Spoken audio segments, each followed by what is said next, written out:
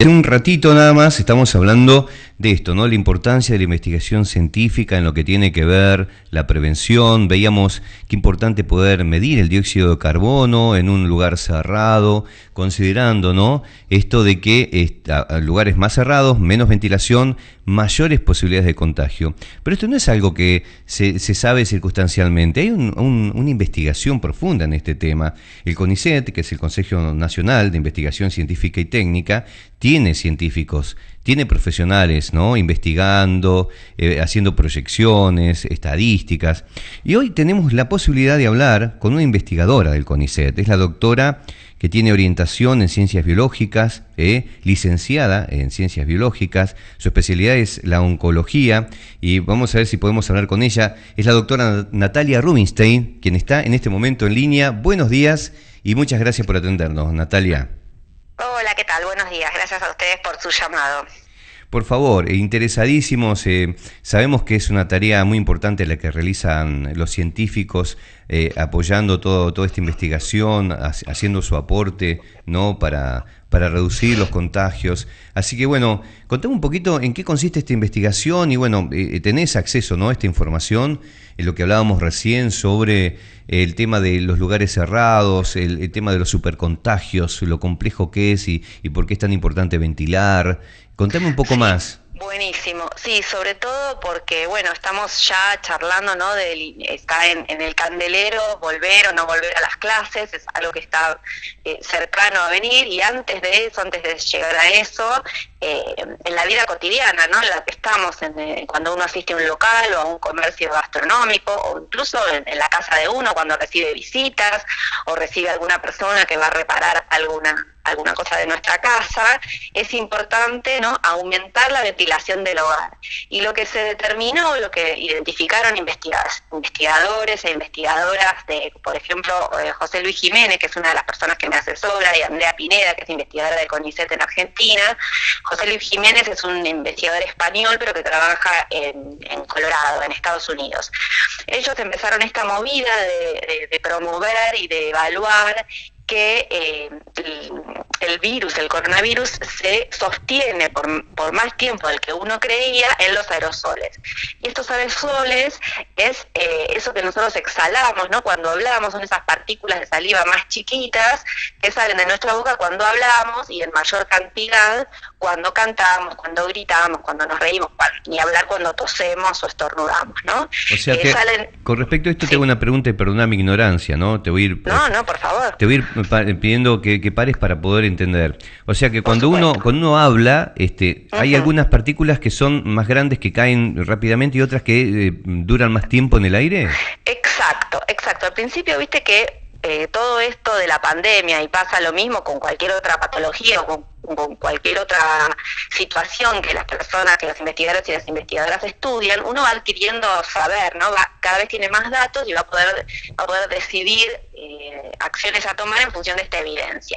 Lo que se determinó, tal cual vos lo estás diciendo, es que al principio se creía que el virus salía en esas gotitas más grandes, que son los famosos fomites, que es una palabra que aprendí, en estas gotitas más grandes de saliva que uno escupe básicamente cuando hablo, cuando canto, cuando todos estornuda, etcétera. Al principio se creía que solo salía en esas gotitas, que si uno estaba a 2 metros de distancia, esa gotita terminaba cayendo en el piso por la fuerza de la gravedad, ¿no? Por su propio peso. Sí. Entonces, con el barbijo, que incluso si se acuerdan al principio ni siquiera debíamos usar barbijo, con el uso del barbijo podíamos frenar esa saliva que salía de nuestra boca, que es visible, ¿no? al ojo humano. Con el tiempo se empezaron a dar cuenta que, a pesar de que las personas tenían barbijo y tenían distancia social, en los espacios cerrados aún había contagios. Entonces empezaron a estudiar cuál era esa fuente de contagio, ¿no? Y todos estábamos fanatizados y estábamos, ¿no? con el lavado de manos y el lavado de cosas. Empezaron a dar cuenta que, a pesar de tener todo higienizado, las personas se seguían contagiando, y el famoso caso que inició estas investigaciones es el supercontagio, como lo llamaban al principio, en un coro, en donde las personas estaban Sí. separadas, que decían, bueno, entonces esta famosa escupida o esta famosa gotita grande de saliva que sale no nos puede contagiar, y sin embargo se contagiaron. ¿Qué pasó? Empezaron a medir que se acumulaba COVID, el virus, en los aerosoles, que son gotas mucho más chiquitas de saliva que quedan suspendidas en el aire, por su tamaño tardan mucho en caer. Incluso, por ejemplo, imagínate, yo estoy en mi casa, Sí. estoy tosiendo, me siento mal, está en un lugar, no sé, en la cocina de mi casa. Sí. Tengo barbijo, todo, pero me siento mal, toso, Sí. qué sé yo. Me voy, viene alguien a repararme, no sé, la heladera. Me voy para que trabaje tranquilo y yo no le toso en la cara y no lo contagie. Y esa persona se contagia igual. ¿Por Mira, qué? sí, Porque sí. quedó suspendido en el aire. Todo lo que yo tosí o hablé o me reí quedó suspendido en el aire. Todas esas partículas de virus que salieron de mis pulmones porque yo estoy contagiada. A ver, Entonces, perdón, viste, sigo sí, pensando, te voy escuchando y voy pensando. sí, Cuando sí, entonces en los hospitales toman las decisiones de producir el aislamiento de una persona que dio positivo, entonces, sí, o por nexo epidemiológico, o sea, aunque no le hayan hecho el hisopado, exacto. las precauciones tienen que incluir esto de que en el ambiente donde se encuentra no ingrese ninguna otra persona a menos que tenga la protección adecuada, porque estamos hablando Exacto. de que se va a contagiar. ¿Es correcto esto? Exactamente, o sea, lo que uno tiene que lograr es, en cualquier espacio en donde se encuentre con personas no convivientes, ¿no? Porque con la persona que uno convive ya está en su casa, todos respiramos el mismo aire, Sí. pero con las personas no convivientes, que no sabemos, nosotros mismos podemos ser asintomáticos, que ese es el gran problema, y contagiar, o que otra persona nos contagie, tenemos que mantener la circulación del aire lo máximo posible, de manera constante y de manera distribuida.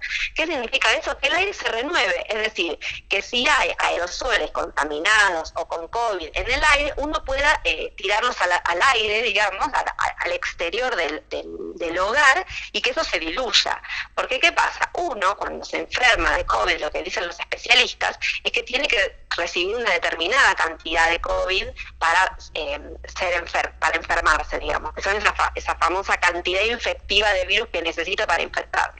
Entonces, si uno mantiene su espacio ventilado, que puede ser ahí la radio, o tu casa, o tu local, o el supermercado, tu consultorio, donde sea que vos estés compartiendo tu espacio con personas no convivientes, tiene que renovarse el aire. Y esa posibilidad, esa potencialidad de acumularse COVID tiene que estar diluida en el espacio. Es decir, renovando el aire, que entre aire con aerosoles limpios, por ejemplo, por decirlo de alguna manera. Cuanto más ventilado esté un espacio, menos posibilidades de tener de contagiarse o de contagiar a otro la enfermedad. Mira Esa vos. sería básicamente la propuesta, digamos, la recomendación. Y con respecto a estos medidores de dióxido de carbono, esto podría indicar Buenísimo. entonces, pues estaba mirando en el artículo que me Claro. sugeriste que leyéramos, de que quizás Sí, sí. midiendo el dióxido de carbono, no quizás, o sea, científicamente, ¿no? Está comprobado esto, Sí, que a mayor cantidad de sí, dióxido sí. de carbono quiere decir que hay menor circulación de aire. Exacto, porque ¿cómo es? Uno al principio cuando te dicen, bueno, tenés que ventilar tu casa, ok, y ventilar mi casa, para mí mi casa ya está ventilada, qué sé yo, ¿qué es ventilar para vos? Para mí Claro. ventilar puede ser abrir un centímetro la ventana, para otro ventilar es abrir la puerta cada tanto, para otro ventilar es, qué sé yo, viste, a la mañana abro la ventana y después el resto del día está todo cerrado con el aire acondicionado al máximo. Sí. Entonces empezaron a tratar de unificar ese criterio de ventilación. Claro. Hay lugares en donde es obvio que tu espacio está ventilado porque tenés ventilación cruzada, eso significa que tenés una puerta y una ventana o dos ventanas enfrentadas, se te mueve el pelo, digamos, o sea, Sí. que está ventilado, está claro, Sí, sí. digamos, no Sí, necesitamos sí. más. Hay otros espacios que son más complicados de medir si está bien ventilado o no. ¿Por qué? Porque esta capacidad de tener un espacio ventilado tiene que ver con el tamaño del espacio que queremos ventilar y con la cantidad de personas que están adentro respirando, ¿no? Claro. Cuanto más personas tengas en un espacio más pequeño, más Aerosoles hay. respirado, digamos, exacto, más respirado va a estar ese aire. Entonces ahí entra en juego este medidor de dióxido de carbono, en donde nos puede sacar la duda de cuál sería ese espacio o esa capacidad de ventilación que necesito para estar más protegido, digamos. Más protegido no siempre va a ser estar aislado, pero ya nos dimos cuenta que estar todos aislados es muy complicado, ¿no? Sí, Por sí, sí. múltiples razones. Cada uno tendrá la suya, digamos. Entonces, medir estos espacios con un detector de CO2, que CO2 es el dióxido de carbono que sale de nuestros pulmones cuando hablamos, cuando exhalamos, cuando respiramos, cuando dormimos. Entonces, cuanto más CO2 se acumula en un espacio, nos da una indicación de qué tan bien ventilado está. No tiene nada que ver con si hay COVID o no, digamos. Es simplemente un parámetro para tener una idea de qué tan bien ventilado está. Como usar un termómetro para hacer claro, porque, a ver, entiendo, porque por ahí la gente, viste que nosotros, en mi caso, ¿no? Yo soy un ignorante, me doy cuenta. No, para nada. Sí, puede ser que, a ver, que no haya un elevado valor de dióxido de carbono, puede ser que esté súper hiperventilada una habitación, pero si yo compartí el vaso, estamos en la misma. O sea, el tema, estamos hablando de personas con barbijo en un lugar, ¿no es cierto?, manteniendo la distancia, pero a pesar de eso, si es cerrado, de todas maneras con estos aerosoles se podría contagiar. Entonces se está hablando de aumentar la ventilación, pero siempre siguiendo las otras recomendaciones del uso de barbijo y demás. Exacto. Claro. Ventilar se suma a las recomendaciones, claro. No es que reemplaza recomendaciones. Sí. O sea, porque lo que vos acabas de decir es perfecto, digamos, porque cada medida de prevención nos protege de una forma de contagio diferente, porque el problema que tiene este virus, y por algo estamos en pandemia, es todo tan caótico, es que tiene varias formas de acceso a nuestro organismo, no como otras patologías, viste, que son de transferencia, no sé, solo... Fluidos, por ejemplo. ¿O no? Sí, o por ejemplo, no sé, justo ayer leía con mi mamá que la polio se transmitía a través de las heces, y si uno tocaba unas heces contaminadas, recién ahí, la caca, ¿no? Recién ahí te enfermabas. O sea, claro. Era una vía de contagio más precisa, o sea, única o más acotada. En este caso, vos podés tocar la saliva que quedó en la mesa, sí, que alguien escupió sin darse cuenta, la saliva de alguien que está cerca, o los aerosoles suspendidos. Claro. O te llevas a la boca una manzana que alguien toqueteó, que se había tocado la boca o se había limpiado los mocos y después no se lavó las manos y tocó la manzana en el supermercado. Bueno, entonces te recomiendan lavarla en tu casa por si las dudas, digamos. Es que es común, viste, entonces, cuando vas a elegir una verdura, viste, decís, a ver, esta está madura, y si no, esta no me gusta, viste, misma, se manosea todo lo que es en cualquier supermercado. Tal cual. Entonces se fueron dando distintas recomendaciones para distintas vías de acceso, que es por boca o nariz, que pueden ser que me toco los ojos, que me toco la boca, o la nariz a través de la respiración, que puede ser a través de estas gotitas grandes que decimos cuando uno estornuda, son evidentes al ojo desnudo, digamos, no necesito anteojos para verlo, claro. O estos aerosoles que quedan suspendidos en el aire, que yo no los veo, claro. Y quizás no hay nadie en esa habitación, pero tuvo durante 2 horas una persona tosiendo, que después se fue y me dejó, no sé, un baño público, qué sé yo. En cambio, si ese baño está ventilado, los aerosoles de esa persona que estuvo ahí ocupando el espacio antes que yo, ya se diluyeron en el ambiente total, digamos. Claro. Sí, ahora, otra pregunta que me hago, ¿no? Se hablaba, por ejemplo, de los rayos ultravioletas, o hay algunas lámparas que son capaces de emitir rayos que lo usaban para esterilizar instrumentos quirúrgicos y demás. Me pregunto, este tipo de tecnología que no es tan cara, o sea, que yo tengo entendido que se puede producir con bajos costos, ¿elimina el virus en estos aerosoles? Y si es así, ¿cuánto tiempo lo haría? Sí, el tema con ese tipo de cosas son dañinas para las personas, digamos, como salir a las 3 de la tarde sin protector solar y quedarte 2 horas al rayo del sol. Está bien, no te va a agarrar COVID, pero te morís de otra no cosa, sé, claro. Una buena quemazón de piel como mínimo, digamos, entre otras cosas que te pueden pasar. Entonces, en realidad, los rayos UV no se recomiendan para la vida cotidiana, digamos, porque tiene sentido para algo donde no haya personas. No sé, por ahí, a nosotros nos habían sugerido hacerlo en nuestro lugar. Mi lugar de trabajo, por ejemplo, es un desastre de ventilación, por eso yo, a pesar de trabajar en cáncer de mama, empecé a tratar de interiorizarme en todos estos temas para tener un retorno seguro a mi lugar de trabajo, porque bueno, nosotros nos repartimos las tareas y una de mis tareas es ser secretaria de Hábitat y tratar de que nuestro espacio de trabajo sea seguro. Obviamente hay un departamento de seguridad e higiene en la facultad, pero cada instituto tiene una persona encargada. Entonces yo me empecé a interiorizar mucho en este tipo de recomendaciones para poder volver a trabajar, porque como le pasó a la mayoría de la población en el mundo entero, muchas personas no podíamos volver a trabajar y eso traía muchísimos problemas, ¿no? Desde económicos hasta todo tipo. Entonces, a mí me habían ofrecido estos rayos UV, también hay unos ozonizadores, hay varias cosas para hacer, pero es cuando las personas no están presentes. Claro, el ozono entonces es que es capaz de quemar el virus. Sí, el virus, viste, a pesar de que no es algo vivo, digamos, que tiene su propio reino, no es el reino vegetal, el reino animal, el reino virus, necesita de los seres vivos para vivir, ya sean plantas, animales o seres humanos. Bueno, somos animales también.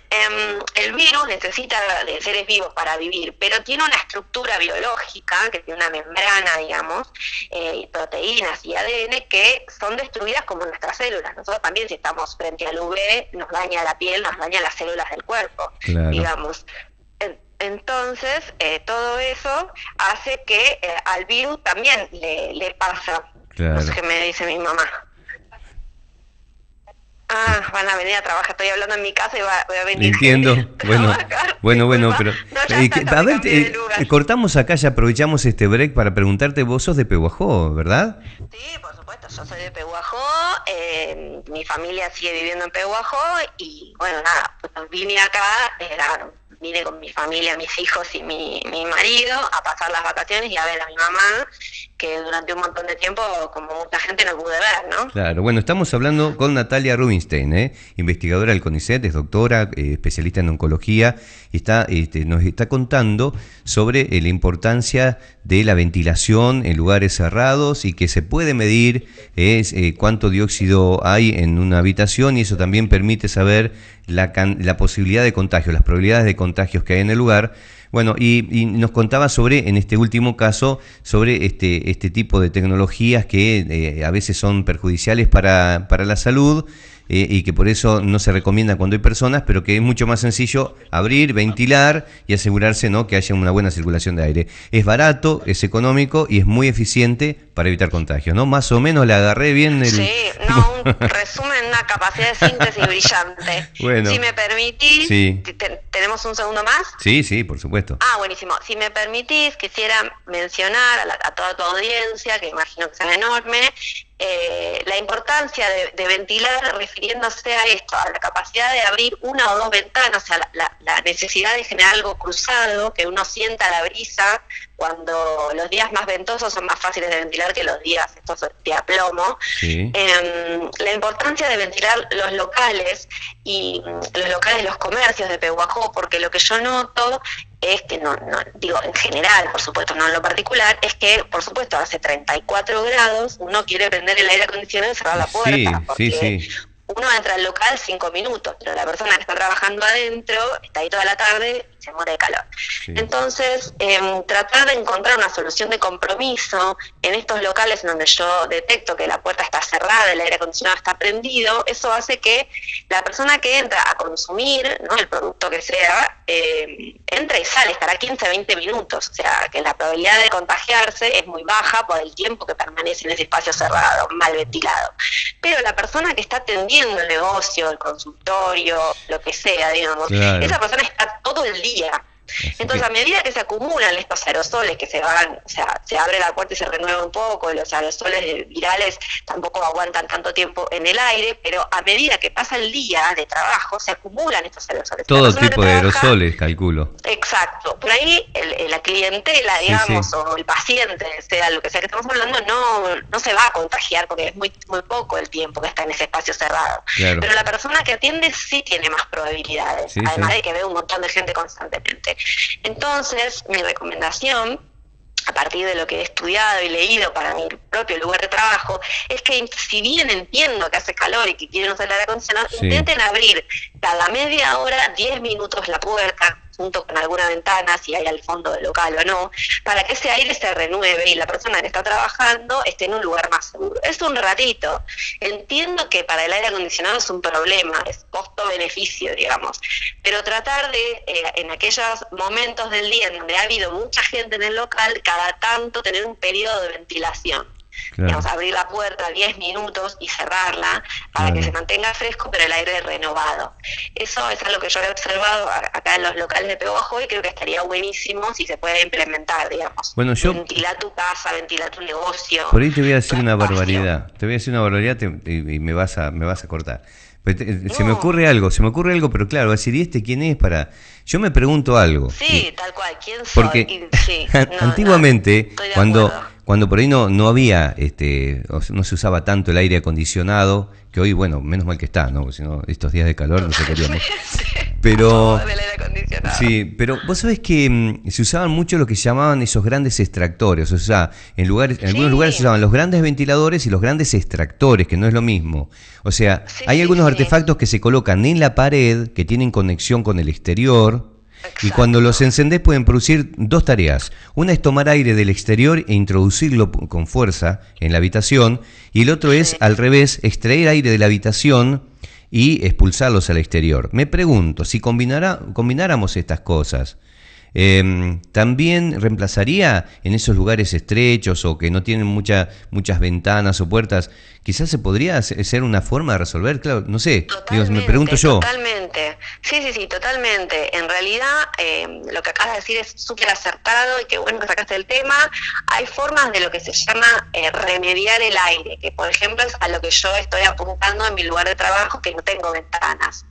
Si se imaginan un instituto de investigación antiguo, que es el que yo trabajo, dentro de la facultad es como una mamushka, ¿no? Un laboratorio dentro de un laboratorio dentro de otro laboratorio. Sí, imagínate, lo único que tengo es una puerta, ni siquiera sé si llueve, si es de día, no tengo ventanas, o sea, como el lateral del laboratorio del instituto ve al exterior y todo el interior que está subdividido para que trabaje cada grupo de investigación es interno. O sea, nosotros tenemos una pésima ventilación mecánica y ventilación cruzada no existe. Entonces lo que nosotros averiguamos son lo que se llaman los famosos remediadores de aire, que es un poco lo que vos acabas de mencionar. ¿Cómo se llaman? Sí, no sé si no es que yo le puse la palabra, pero es como un remediador, digamos. Ajá. Como remediar el aire que no podés ventilar fácilmente, que sería bien una ventana. Sí. Entonces, existen estos extractores que son más viejos que Matusalén, digamos, lo que se ponían en los restaurantes, en las cocinas para sacar los olores, que es lo que acabas de decir. Fuerza que el aire se mueva de un lado al otro. Eso hace que se renueve, digamos. Cuando no hay viento, un extractor de aire es lo mejor que hay. Porque fuerza que, por ejemplo, o que entre aire limpio a tu casa o que salga el aire sucio y por presión, digamos, por otro lado tiene que entrar, puede ser por abajo de la puerta, tu casa tampoco es hermética. Entonces estos ¿cómo se llaman? Estos forzadores de aire están buenísimos. Y después existen otras cosas que, por ejemplo, nosotros estos forzadores de aire no podemos usar en el instituto porque no tenemos un solo lateral que da al exterior, el resto es todo interno. Se llaman filtros EPA. Los filtros EPA, que por ahí algunas personas de tu audiencia ya los conocen, porque son los famosos filtros de la aspiradora o de algunos elementos, que se usan en los aviones, se usan en algunos ¿cómo se llama? Quirófanos. Lo que hace es forzar a que el aire pase a través de este filtro. Y este filtro tiene la característica de tener un agujerito tal que quede retenido el virus. Es un agujerito muy chiquitito, de entre 0,3 y 3 micrómetros, en micronas. Bueno, no quiero decir pavadas. Son un agujero chiquitito que hace que el virus quede retenido. Entonces, vos con un ventilador forzás, es un equipito que lo podés hacer manual, también hay en YouTube un montón de videitos, vos forzás que el aire pase a través del filtro. Entonces vos lo podés poner en el centro del living de tu casa, haces que el aire circule con este ventilador, porque obviamente un ventilador va a mover el aire, y el aire que pasa por ahí está renovado, y te saca no solamente los virus, sino otras cosas que queden retenidas en el aire, en el filtro, que te pueden, se llama purificar el aire, que es medio exagerado. Pero quedan vivos. Aire, digo yo. ¿Quedan vivos? ¿Ahí quedan activos o no? No, quedarán activos 5 minutos o menos. Vos pensás que el virus, para vivir, necesita un ambiente líquido. O sea, el virus en las superficies, con cierta humedad, queda vivo, pero al cabo de un tiempo, si uno lo desarma con detergente o lo deshidrata con alcohol, el virus se muere. Pero pienso, perdón, y vuelvo, sigo sin saber, ¿no? Pero sigo aventurando ideas, ya que estamos y me lo permitís, porque si no... encaminado, te aviso, No, porque digo, ¿sabés lo que pienso?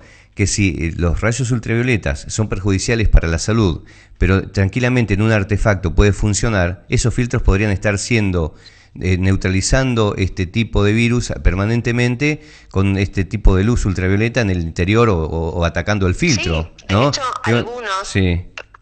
Perdón, Sí, no, se me ocurre eso, digo, a forzar el aire que pase por ese filtro y ese filtro al mismo tiempo que esté siendo de alguna forma atacado por alguna gente que neutralice el virus.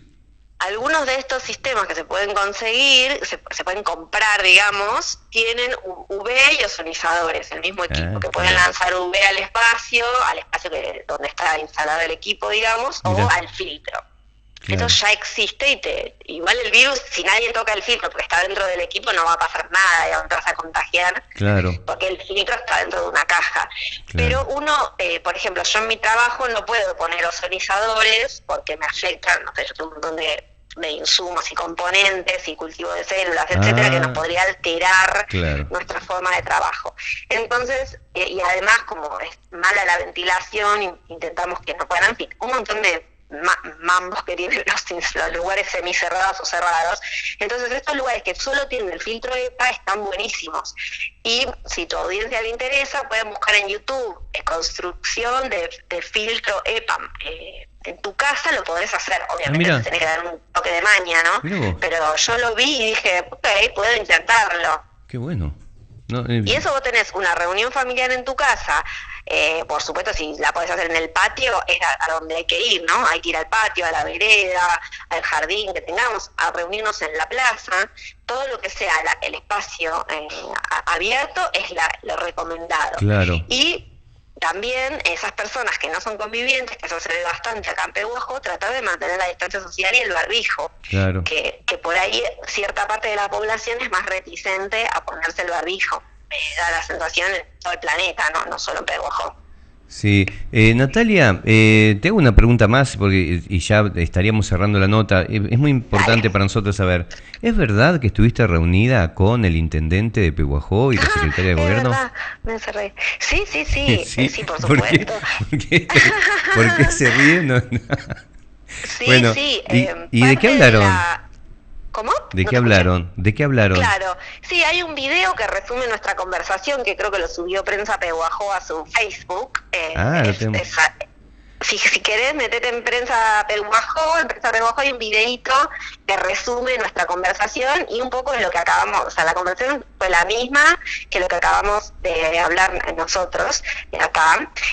Un poco la idea, cuando yo vine a Pehuajó, me vine con el medidor de dióxido de carbono, que lo pongo a disposición. Ya hemos medido algunas partes de Pehuajó que a mí me interesaban, el personal, digamos, esparcir, correr esta voz, militar sería la palabra, no sé, militar o correr la voz, divulgar científicamente la relevancia de ventilar y cómo puede ser una medida que nos proteja del COVID, y tal cual dijiste vos hace un rato, no es difícil, es barato, gratis, digamos, abrir la puerta, abrir la ventana, mantener tu espacio renovado de aire limpio. Entonces, un poco mi intención de hablar con Pablo Zurro, que me recibió muy abiertamente, a la cual le agradecí, era un poco instalar en la conversación en Pehuajó, y como él tiene cada persona con la que yo hablo tiene, ¿no?, como un grupo de seguidores, no sé cómo se diría, un grupo de personas que lo escuchan, y entonces, bueno, fui al hospital, fui al CETEC, fui a hablar con Pablo Zurro para intentar incluir la recomendación de ventilación en los flyers, viste, que ellos usan, donde ponen casos activos, PCRs, hisopados, aislados, qué sé yo. Abajo tiene varias recomendaciones, unos dibujitos que dice: lávate las manos, no compartas el mate, usa barbijo, no me acuerdo más. Entonces estamos trabajando para incluir, sugerí, y ellos dijeron que lo iban a tratar de incluir, la recomendación ventilar en ese espacio, ¿no?, para las personas que siguen esa información de Prensa Pehuajó, lo mismo con las personas que siguen tu programa. También tengo publicaciones en Twitter, que es porque yo no les comenté, pero estoy participando en un experimento, sería una medición internacional, para lo cual yo, entre comillas, me gané un medidor de dióxido, no es tan económico, digamos. Entonces yo me gané este medidor de dióxido con el compromiso de participar, de medir dióxido de carbono en distintos lugares para correr la voz, divulgar esta información y que las personas puedan tomar decisiones en base a la información, básicamente. O sea, si vos después de escucharme a mí, o a vos, o a quien sea, el que te dice, mirá que si ventilás todo, vas a tener menos probabilidades de contagiarte en tu negocio, en tu comercio, en tu casa, si viene alguien, después la decisión está en cada uno, ¿no? No, claro. Cada una, no es una obligación.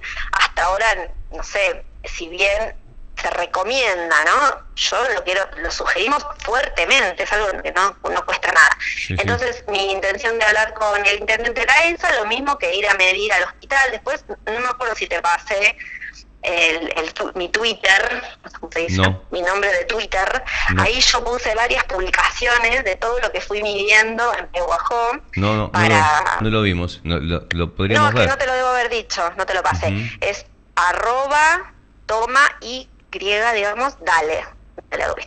Entonces, ahí yo fui midiendo y mostrando cómo funciona el medidor de CO2 y cómo las personas, una vez que ven, por ejemplo, en el gimnasio fitness medimos, el director del gimnasio me lo pidió y fue tal cual lo que vos dijiste, habíamos medido, dijimos, bueno, está bien, digamos, el CO2, sí. Pero siempre se puede mejorar un poquito, no estaba medio al límite, pero estaba bien. Claro. Entonces le dije, convendría renovar el aire más seguido. Entonces él prendió un extractor de aire que da al exterior y bajó, y vos lo podés ver con el medidor. Mirá qué bueno, che. Es evidente, es súper claro. Entonces, un poco el medidor también es la excusa para hablar, y también es el apoyo visual y numérico para entender de lo que estamos hablando, ¿no? Porque yo te digo a vos, ventila tu casa, qué pavada, todo el mundo sabe que tiene que ventilar la casa, todo el mundo ventila la casa. Digamos. Pero ¿cómo? Claro, ¿qué calidad de ventilación? Claro, nos hablemos de qué es ventilar.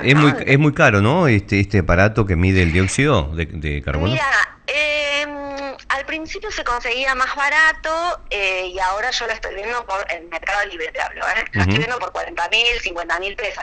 No es una cosa para, bueno, dependerá del poder adquisitivo de cada uno, pero como para tener en tu casa. La oferta-demanda del mercado hizo que aumentara el precio del aparato cuando se vio que era útil. Sí, no me queda claro si fue eso o los que había baratos, porque cuanto más caras se terminaron. Tiene, se vendieron rápido y como son cosas importadas, me parece que no salieron del mercado. Pero yo si te interesa, te puedo pasar información. Hay investigador de CONICET, Aliaga, el ex decano de la facultad donde yo trabajo, sí. Que él está en conjunto con la organización AIREAMOS, que es una organización de España coordinada por José Luis Jiménez, que es el primer investigador que te mencioné, que trabaja en aerosoles, o sea, es el primero que a mí me informó, esto es importante. Ellos tienen una página web en donde vos podés seguir instrucciones y construir tu propio medidor de CO2. Mira vos, entonces, yo ya hablé con personas en Pehuajó que están tratando de generar no te puedo decir todavía bien porque no está terminado, pero están tratando de generar medidores de CO2 en Pehuajó para que tengamos el acceso a todas las personas, ¿no? Qué bueno. También el internet estaba interesado en tratar de conseguirlos. Una vez que uno entiende que puede ser útil, la inversión en realidad no es tan cara para una institución, digamos. Una última pregunta, perdón, porque recordé que José Pichetto, el secretario de Seguridad, dijo que se había reunido o que estaba en contacto con científicos del CONICET que le permitían hacer proyecciones en la ciudad de contagios, y eso este tipo de mediciones o estadísticas que ellos hacen permitirían hacer después un trabajo mucho más preciso, más quirúrgico, más segmentado y menos extenso en lo que tiene que ver con cierres, ¿no es cierto?, preventivos de algunos lugares. ¿Tenés algo que ver con esto? ¿Sabías o no? Sí, estoy al tanto, sé que están preparando un informe, yo no estoy participando de eso porque no manejo ese saber, digamos, pero estoy al tanto.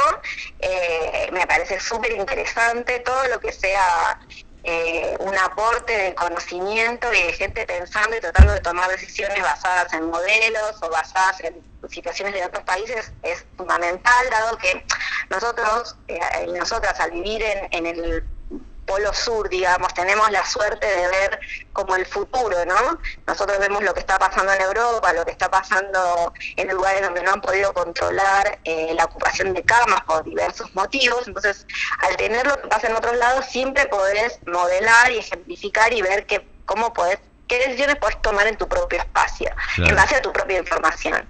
Así que sí, sé que están preparando un informe que saldrá a través de José Pichetto. Pero sí, eso está sucediendo, bueno, y está buenísimo, digamos. Bueno, Natalia. Está sucediendo además en otros lugares, no solo en Pehuajó. Este grupo de investigación está participando en varios lugares que están tratando de implementarlo y ver. O sea que, digamos que en realidad el impulso es nacional, ¿no es cierto? Mira, sí. Es realmente sorprendente. Yo creo que igual a lo largo de todo el planeta pasó esto, como científicos y científicas se pusieron a trabajar a favor de tratar de limitar o de reducir los daños generados por la pandemia, que son muchísimos, y cómo las fuerzas unidas, va a ser medio cliché o cursi lo que voy a decir, pero cómo unificándonos la cosa puede funcionar mejor, es increíble, cada uno desde su lugar, ¿no? Por más chiquito o grande que lo que haga. Y aún así todavía estamos en esta situación, pero sí, muchos científicos de CONICET están trabajando incluso por generar nuestra propia vacuna nacional, la doctora Juliana Casataro. Es impresionante. Yo no te mencioné, pero te estoy interrumpiendo. Sí, no, ¿cuánto hace que estás en el CONICET? Yo estoy en CONICET, bueno, nosotros en CONICET, viste que arrancamos haciendo nuestra tesis doctoral, después hacemos un postdoc o posgrado y luego entramos a carrera de investigador-investigadora, que es como planta, digamos, permanente. Lo otro es por periodos. Yo creo que estoy desde el 2004, Ajá. No, desde el 2001. Te voy a hacer una pregunta que no quiero 2001, uy Dios, sí. No, quiero decir, a ver, podés contestar o no contestar, es tu elección. Porque, a ver, se habló mucho del CONICET y que en algún momento, en algún periodo, sufrió mucho, ¿no? Ya sea, viste que cómo es la política, sobre todo económica, de la distribución de los recursos y demás. ¿Vos viviste eso? ¿En algún momento viste que el CONICET es como que se vio privado de recursos, ya sea económicos, logísticos y demás? Perdón. Perdón la pregunta. Sí. Yo creo que el CONICET es nada más y nada menos que otro eslabón, digamos, de otros ambientes económicos o sociales del país, digamos, y vamos recibiendo coletazos al igual que otros espacios. Por ejemplo, cuando yo empecé a hacer mi doctorado era el 2001, que ya decimos 2001 y se nos para la pelo de la nuca. Entonces, sí, difícil. Tremendo. Sí. Entonces, el CONICET sufre sus vaivenes internos y sus vaivenes en respuesta al exterior, digamos que serían los gobiernos de ese momento y las decisiones políticas de ese gobierno. Sí. Hay periodos en donde estuvo mejor y periodos en donde estuvo mejor, dije antes, y peor. No sé, bueno, porque fluctúa como hay gente todo, que apuesta a la ciencia, dice, para mí es importante y para otros es, bueno, no es tan importante. ¿Viste cómo pasa con la educación, cómo pasa con todo? O sea, hay gobiernos que se enfocan y dicen, no, esto para mí es importante. ¿Te has pasado que en algún momento sentiste que no te tomaban en serio como científica o el grupo que representás? Bueno, en lo personal, ¿no? Sí, en lo personal es una opinión. Mira, yo por ahí, justo mi personalidad... no siento, no necesito para sentirme motivada en mi trabajo, digamos, el apoyo verbal, digamos. Me da lo mismo, o sea, si me apoyan o no verbalmente. Sí se resiente mi trabajo cuando no hay un apoyo económico, porque nuestro trabajo es costoso, digamos. Todo lo que nosotros, bueno, depende del área de investigación que trabaje, pero en el área de investigación que trabajo yo, que es de biología molecular oncológica, muchas de las cosas con las que trabajamos se compran afuera, en el exterior, que no se producen en nuestro país, que es otro problema, digamos, de varias áreas laborales, donde los insumos son de afuera. Entonces eso encarece tu trabajo, tu labor, tu producto final, como lo quieras decir. Entonces, en ese sentido, si el apoyo económico del Estado no está, se hace muy difícil trabajar, básicamente. Y para las personas que no estén informadas, el CONICET es como la institución que nos gobierna a nosotros, digamos, o que nos da el empleo, es súper exigente. Nosotros somos y nosotras evaluados cada 2 años en la, ¿cómo se dice? En el punto donde es jerárquico, donde yo estoy en este momento, que es investigadora adjunta, vas pasando por distintos momentos, uno está siendo evaluado constantemente, y si vos tenés 2 informes desaprobados, los informes son bianuales, si vos tenés 2 informes desaprobados en forma continua, vos te quedás sin trabajo. O sea, ajá, mucha gente tiene la impresión de que uno entra al trabajo de CONICET y queda ahí de por vida, aunque esté sentado en una silla, y eso no es así. No es así. Y para vos tener informes aprobados necesitas tener una producción. Para tener producción que se mide en publicaciones en congresos, papers, apoyo económico. Apoyo económico. Necesitas dinero. Necesitas dinero.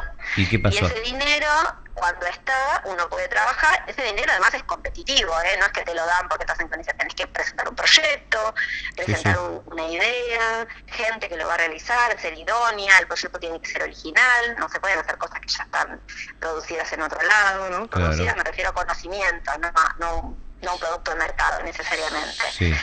Y todo eso, si el desaliento verbal va acompañado de un desaliento económico, se ve muy afectado nuestro trabajo. Y me parece que el problema que nosotros tenemos en investigación es que la ciencia es un proceso de trabajo lento. Ahora en la pandemia parece que vamos a 2000 por hora, pero en realidad es un proceso lento de trabajo. Sí. Entonces, los gobiernos son cortos, ¿no? Algunos gobiernos duran más y otros menos, dependiendo si son reelegidos o no. Entonces, invertir en algo a largo plazo o arriesgar, ¿no? Son productos de riesgo, el acceso al conocimiento, la generación de conocimiento nuevo. Entonces, para algunos gobiernos dicen, no puedo invertir en esto, me parece que lo hagan en Estados Unidos, chao, acá hagamos otra cosa. Entonces, los gobiernos que piensan así hacen que después, cuando uno quiera generar una vacuna, tenga que empezar como más atrás, ¿no? En Oxford, por ejemplo, o en otros países donde ya tuvieron la vacuna. Sí. Yo lo entiendo, todo eso lo entiendo, pero la pregunta la vuelvo a plantear. ¿En algún momento te pasó que te sentiste no solo desalentada verbalmente, sino económicamente en el CONICET? Sí, claro. ¿Cuándo? ¿Cuándo? Sí. Y cada vez, específicamente, ¿hubo algún momento en particular? O sea, decir, si tuvieras que estimar una fecha, bueno, por ejemplo, hace un año, ayer, o decir, no, hace 2 años. Creo que todo el mundo lo sabe, los gobiernos que más apoyaron la investigación fueron los de Kirchner, el gobierno de Kirchner y el gobierno de Fernández. Ahora el gobierno de Fernández otra vez está promoviendo la investigación. Bueno. El gobierno de Mauricio Macri, o sea, no lo tengo que decir yo, lo decían ellos, y lo extraño es que el gobierno de Macri, Mauricio Macri y el gobierno de Cristina Fernández compartieron el ministro de Ciencia y Técnica. Mira. Entonces vos decís, era el mismo ministro, pero al cambiar el gobierno cambió la forma, está bien, entiendo. No, pero yo sabés, pero no lo hago, a ver, complejo. Quiero ser sincero y quiero ser totalmente objetivo, porque quiero saber la verdad. Sí. O sea, me han dicho muchas cosas, pero cuando hablo con un profesional de un área específica, me gusta saber qué es lo que realmente sintió o pasó de verdad, ¿viste? Porque los medios, funcionan de muchas maneras y hay tendencias. Entonces, la idea era escuchar personalmente de alguien que pertenece a ese área. Así que es eso nomás. Gracias por ser sincera. Sí.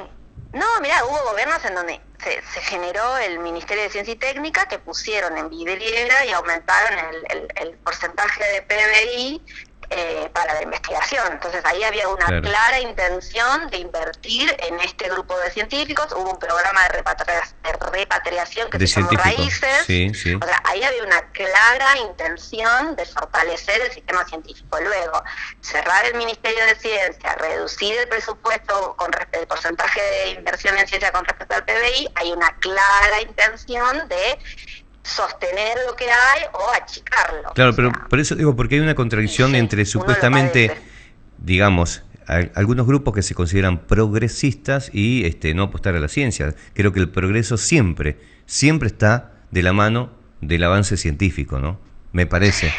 Yo creo que lo que tiene la ciencia, y aprovecho a tu audiencia que te está escuchando, lo que tiene la ciencia es un sistema de análisis y un sistema de evaluación que hace que se pone a prueba constantemente. Entonces eso hace que cada vez que se diga algo no sean verdades o creencias, sean datos. Y esos datos tienen una cierta robustez, más robusto, menos robusto, se usan test estadísticos.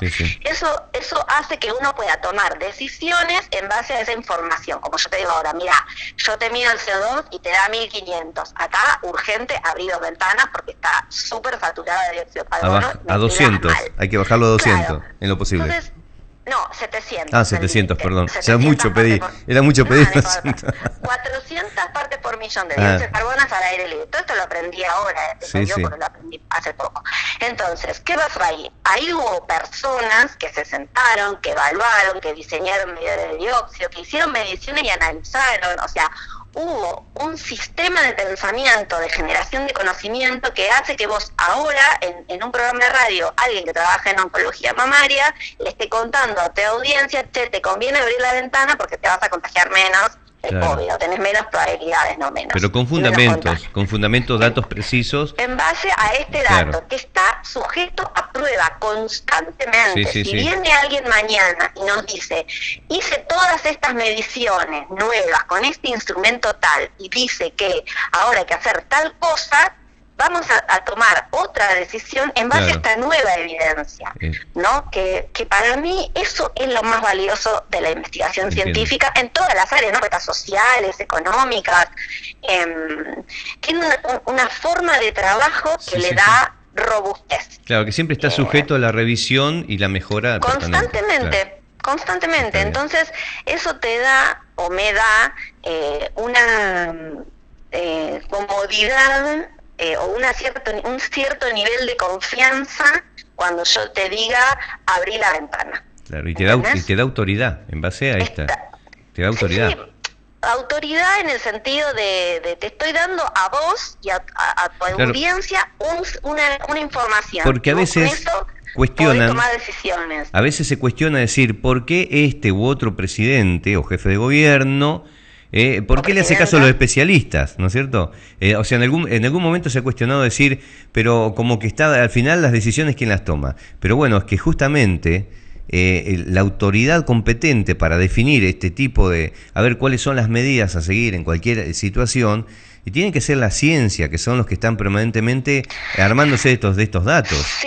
Sí, igual ahí yo creo que hay que trabajar en forma colectiva. Es decir, porque si bien nosotros, yo te puedo decir a vos, por ejemplo, tenés que ventilar. Claro. Sí, pero ¿sabes qué? No tengo ni puerta ni ventana, tengo una puerta para entrar de 2 metros. Claro. Tenés que ventilar. Bueno, o sea, hay coyunturas, hay contextos, entonces tiene que venir otra persona, te puedo romper acá y hacer una pared, y no, porque está en la medianera, qué sé yo. O sea, hay un trabajo en equipo y hay que escuchar a la persona, ¿no? También. Claro.